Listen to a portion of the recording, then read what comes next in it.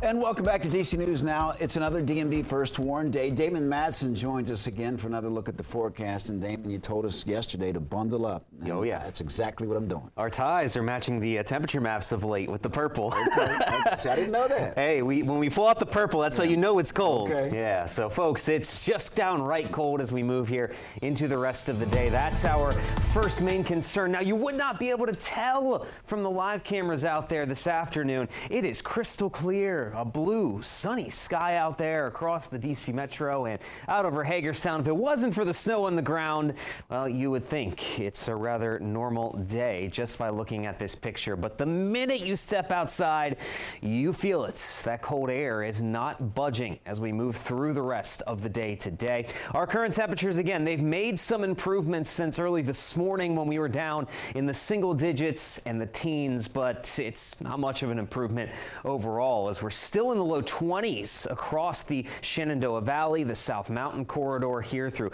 Hagerstown and Frederick. DC mid-20s there at 26, and then we're approaching 30 degrees as you go down to the south toward Lexington Park and Fredericksburg. But we will be lucky to see temperatures hit 30 degrees across the area today because we still have a persistent westerly wind. It's not all that strong, but 10 to 20 miles per hour is more than enough to continue to funnel in more of this cold air and keep those wind chill values at very low numbers. It still feels like it's 9 degrees in Frederick, 4 degrees in Martinsburg. You'll find those single digits off to the north with your wind chills, and then in and around the DC Metro, it will continue to feel like it's in the upper teens to lower 20s through the rest of the day today. But we will see things start to improve as we go, believe it or not, into the night tonight. Now, we'll continue to experience these bitter cold wind chills, like I just mentioned, single digits and teens with those wind chill values the rest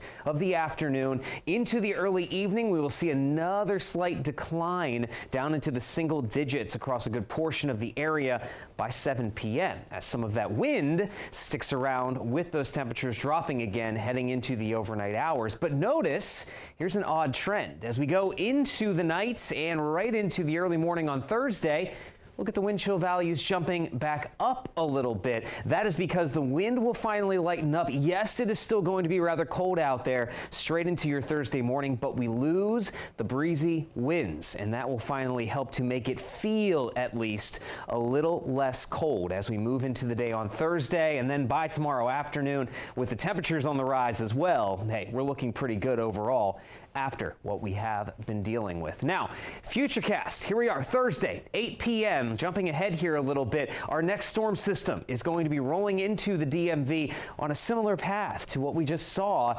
earlier this week. And look at that. We're going to be looking at the chance for light snow once again, primarily late Thursday night going into Friday morning, and that snowfall will then last spread across the area through Friday morning into the early afternoon before we start to see the storm system move on and fall apart a little bit going into your Friday evening. So this is not going to be a major storm system.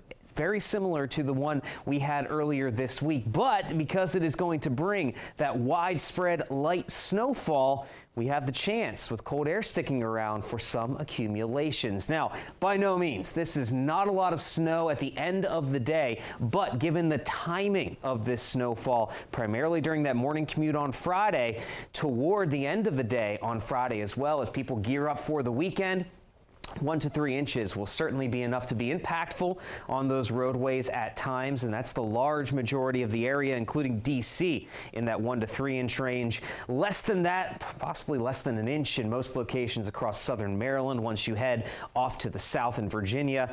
And then, as always, the highest ridge tops could see a few more inches than that in Garrett County. So nothing major with this snow, folks, but it's enough that we need to just pay attention and be careful out there to wrap up the week. Another burst of cold will then roll in on Saturday before we finally warm up a good bit going into early next week.